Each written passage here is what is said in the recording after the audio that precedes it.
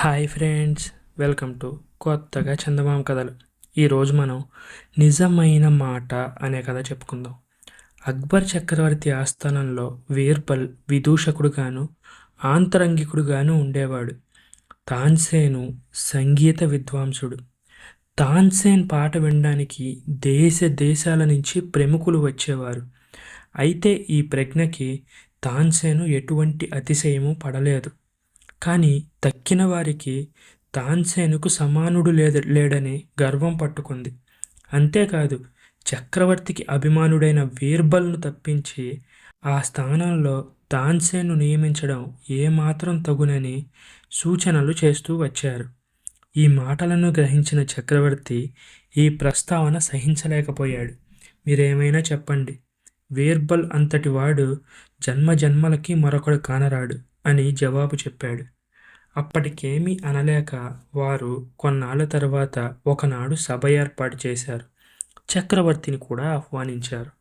ఆనాడు చాలా వేడిగా ఉక్కగా ఉంది.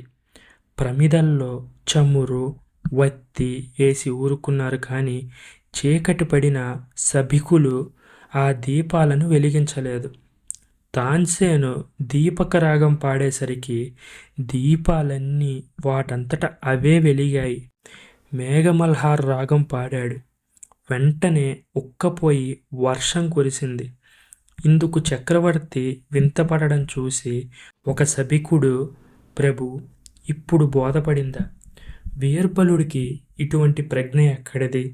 అందువల్ల మంత్రి పదవికి తాన్సేన్ తగినవాడని లోకం ఘోషిస్తోంది అని చాకచక్యంతో మనవి చేశాడు. అందుకు అక్బరు, తాన్సేను గొప్ప విద్వాంసుడే కావచ్చు, కానీ బీర్బల్ని సరిపోలేడు. కావాలంటే నేను ప్రత్యక్షంగా రుజువు చేస్తాను అని ఖచ్చితంగా చెప్పాడు. మరికొద్ది రోజుల్లోనే అక్బర్ చక్రవర్తి అవాదేశపు రాజుకు జాబ్ ఒకటి రాశాడు.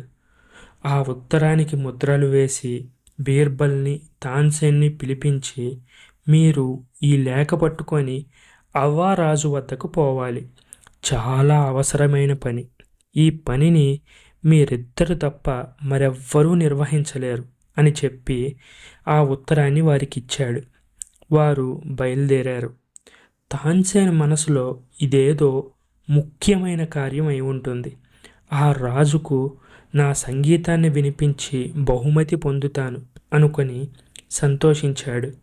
కానీ బీర్బల్ మాత్రం ఇందులో ఏదో ఒక రహస్యం ఉండకపోదు అని 1000 విధాలుగా ఆలోచించసాగాడు. చివరికి ఎలాగైతేనే మహారణ్యాలు దాటుకుపోయి కొన్నాళ్ళకి వారు బర్మా చేరుకొని ఆవారాజు దర్శనం చేసుకున్నారు. ఆ ఉత్తరాన్ని చదువుకున్నాడు ప్రభువు. అందులో ఇలా ఉంది: నా సేవకులిద్దరూ మీ దర్శనానికి ఈ లేఖ పట్టుకు వస్తారు. ఒక రహస్యమైన అపరాధం చేయడం వల్ల వీరిని దండింపవలసి వచ్చింది. గోప్యంగా జరపవలసిన కార్యం కనుక ఇక్కడ ఆ పని చేయడానికి వీల్లేదు కాబట్టి మీ దగ్గరికి పంపించాను. వారికి మీరు మరణదండన విధించాలి అని ఉంది. రాజు ఆ జాబుని చదువుకొని మంత్రికి ఇచ్చాడు. అందులో ఏదో రహస్యం ఉందని గ్రహించి, రాజా, వీరిని ఒక వారం రోజులు చెరలో పెట్టి తర్వాత యుక్తమైన దండన విధించుదాం అని సలహా చెప్పాడు. ఆ ప్రకారం వారి చేతులకు బేడీలు తగిలించి వారిని కారాగృహానికి తీసుకుపోయారు. తాన్సేనుకు ఒక్కసారిగా మతిపోయినట్టయింది. బీర్బల్ వైపు దీనంగా చూసి, ఏంటి ఉపాయం, ఇప్పుడు ఏం చేయాలి అన్నట్టు కళ్ళతో సైగలు చేశాడు. అప్పుడు బీర్బల్ అతని చెవిలో ఏదో ఊదాడు. లోపల కుమిలిపోతున్న తాన్సేన్ పైకి మాత్రం చాలా ధైర్యంగా కనిపిస్తున్నాడు. గడువు వారం రోజులు ముగిసింది. తలారులు వచ్చి వీరిని వధ్యస్థానానికి తీసుకుపోయారు. అక్కడ బీర్బల్, తాన్సేను నన్ను ముందు చంపు అంటే నన్ను ముందు చంపు అని పోరాడసాగారు. వారు రాజు వద్దకు పోయి, వీళ్ళిద్దరూ పిచ్చివారు ప్రభు అని మనవి చేశారు. అప్పుడు రాజు వారిని పిలిపించాడు. మీరిద్దరూ ఎందుకిలా వాదులాడుకుంటున్నారు అని అడిగాడు. రాజా, చెబితే మాకు చాలా నష్టం కలుగుతుంది అందువల్ల చెప్పదలుచుకోవడం లేదు అన్నాడు బీర్బల్. నిజం చెప్పకపోతే యావజ్జీవ ఖైదు వేయిస్తా అన్నాడు రాజు. ఇక తప్పదన్నట్టుగా బీర్బల్ ఇలా చెప్పడం ప్రారంభించాడు. రాజా, చాలా కాలం నుంచి ఆవా రాజ్యాన్ని కలుపుకుపోవాలని మా రాజు ఉద్దేశం. కానీ తమరు బలశాలులు అని బెదిరిపోతున్నాడు. ఒకనాడు ఒక జ్యోతిష్య శాస్త్రవేత్త వచ్చి, రాజా, ఎందుకు విచారిస్తావు? నీ రాజ్యంలో ఇద్దరిని ఆవారాజు వద్దకు ఏదో ఒక పనిపైన పంపించు.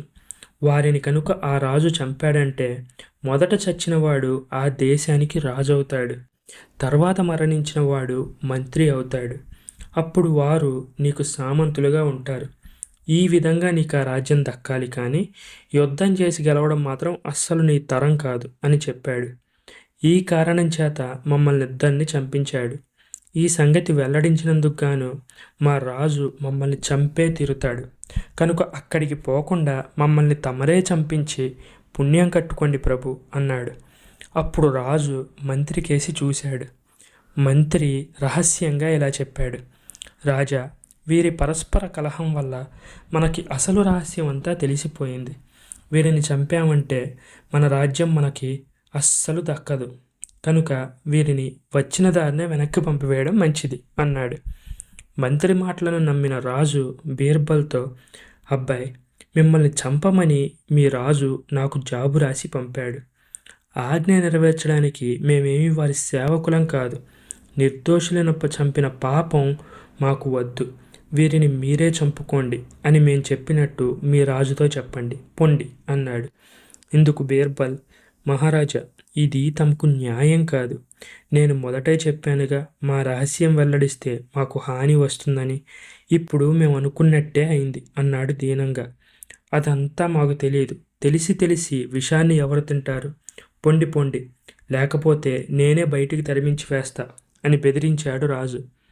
భయం నటిస్తూ బీర్బల్ సెలవు అని తాన్సేన్ను వెంట పెట్టుకొని బయటపడి మళ్ళీ ఢిల్లీ నగరం చేరుకున్నాడు. తాన్సేన్ అక్బర్ని చూసి, ప్రభు, బీర్బలే లేకపోతే నేను తమ దర్శనం చేసుకునేవాడినే కాదు. అతని బుద్ధి కుశలత మా ఇద్దరిని రక్షించింది అంటూ జరిగిన వృత్తాంతమంతా వివరించి చెప్పాడు. అప్పుడు చక్రవర్తి ఇదివరకు ఎదురు తిరిగిన సభికులందరినీ పిలిపించి బీర్బల్ బుద్ధి విశేషం పరీక్షించడానికి తను పన్నిన పన్నుగడ, బీర్బల్ బుద్ధి చాతుర్యం వారికి వివరించి చెప్పాడు. అప్పుడు సభికులందరికీ అక్బర్ చక్రవర్తి చెప్పింది నిజమైన మాట అని నమ్మకం కలిగింది. ఆ విధంగా సభికులందరికీ బీర్బల్ మీద ఉన్న అసూయ పోయి ఎంతో గౌరవ భావం ఏర్పడింది. ఈ కథ మీకు నచ్చినట్లయితే దీన్ని లైక్ చేయండి, మీ ఫ్రెండ్స్ అందరికీ షేర్ చేయండి. అలాగే మన ఛానల్ని సబ్స్క్రైబ్ చేసుకోవడం మాత్రం అస్సలు మర్చిపోకండి. Thank you friends.